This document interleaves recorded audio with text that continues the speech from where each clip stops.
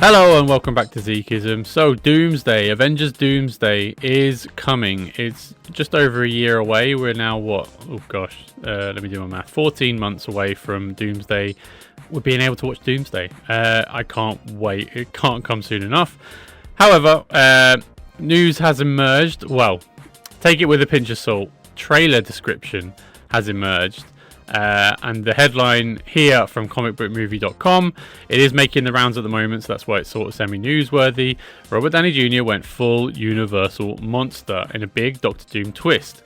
And the following article, possible spoiler, but possible sort of information about the character that Robert Downey Jr. has portrayed.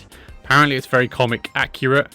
Here we go. A possible description for the Avengers Doomsday trailer expected to play in front of Avatar Fire and Ash has been revealed. And it both reveals what we'll see and an interesting Doctor Doom twist, but spelt wrong. Avengers Doomsday doesn't arrive in theatres until next December, but the movie's first trailer could be with us before the year is over. Film Threat is the latest to claim it will play in front of Avatar Fire and Ash. The YouTube channel even has a possible description for us. So again, take it with a pinch of salt. This is one YouTube channel's outlet. I've looked into their sort of previous sort of reveals or scoops. They're, mostly there. While we'd advise taking this with a pinch of salt, they've shared details on what we'll see in the teaser. A big Doctor Doom twist and a hint that Robert Downey Jr.'s, or Robert Downey Jr. should I say, take on the villain will be unlike anything we expected in a good way, fortunately. I think he's going to smash it personally. The person who saw it said, "It's not finished, but this person was surprised by the amount of footage they showed of Doom in action. It's not a teaser trailer," Chris Gore claimed. "You're going to get not just a glimpse of Doom, you're going to see Doom." I'll pause for thought. Chris Gore, I do actually watch his content on Film Threat. I think he's very balanced actually, very critical of Marvel, but I don't think his criticisms are ever unfair or balanced. Certainly, negativity gets clicks and stuff. I don't think that's what drives him online. From what I've seen anyway, I could be wrong. I know he's got probably everyone's got haters out there, but I think he's pretty balanced to be fair. So I do trust this take.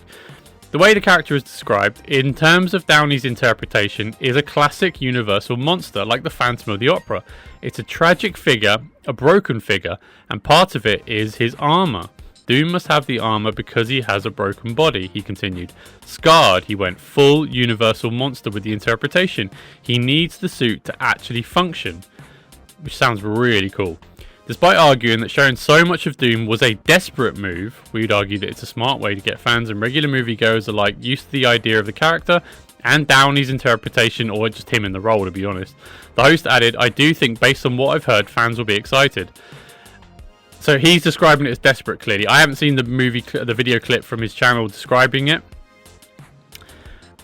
You've got to sell the movie, though. They've got to sell the idea of Robert Downey Jr. as Iron Man. There you go. There I go.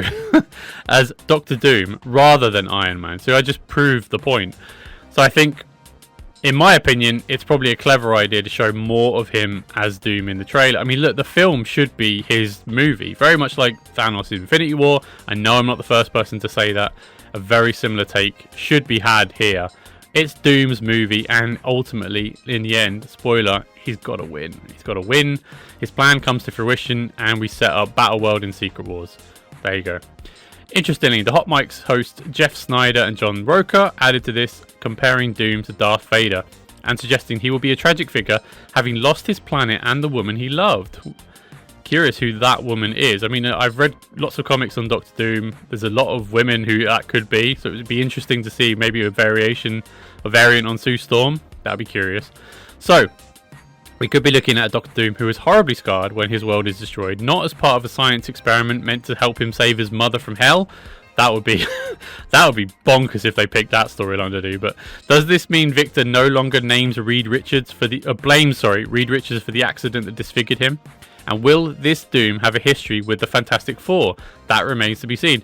That sounds like to me it's not going to be a Doom from the I forgot the planet number, but the universe number, but the Fantastic Four First Steps Fantastic Four world. So that Latveria wasn't referencing the Doom from that universe going to be the Doom we're seeing here. So that tells me, unless that world gets destroyed and he was part of it, I'm not sure. That would be curious.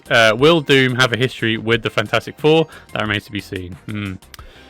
So that's just my take. I don't think it's going to be a Doom from the Pedro Pascal, Vanessa Kirby Fantastic Four universe. It may be a variant of Sue, and hence why he sort of grows an attachment with Vanessa Kirby.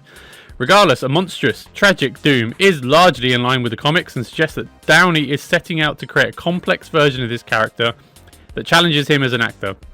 He was great, Tony Stark, but coming off the back of an Oscar win for Oppenheimer, we could be in store for something really special from him here. Let us know your thoughts, blah, blah, blah. Yeah. So I guess those are my takes. I'm sold anyway. I'm really excited for the film. I think Downey is gonna smash it. I think all the preconceptions, all the negativity that is surrounding Marvel in general, and this is their big ticket item. This is their Avengers movie. I mean, obviously, we haven't got a lot of Avengers left, but it's going to be... I think it's going to be the big crescendo to the multiverse thing. This and Secret Wars. I think they're going to end on a big high note. Obviously that's more through hope than expectation, but I think, genuinely, I think they're going to nail this. I think they seem pretty confident about it. We're not hearing any rumours of discontent. We're not hearing... In fact, quite the opposite.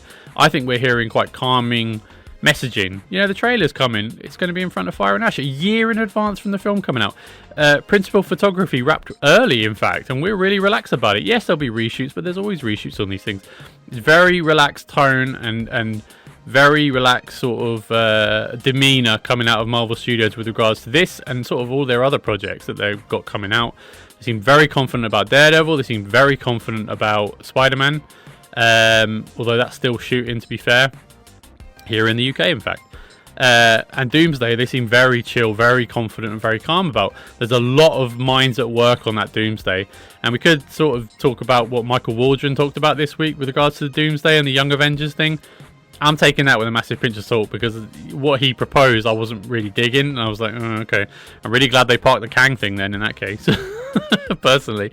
But I think it was the right move, or it's going to be proven to be the right move, to pivot to Doctor Doom rather than plow forward with the Kang thing. Not that I don't like Kang the character, and actually I liked the interpretation of mostly of what Jonathan Majors was doing with that character, or those characters. But I think this is going to be great.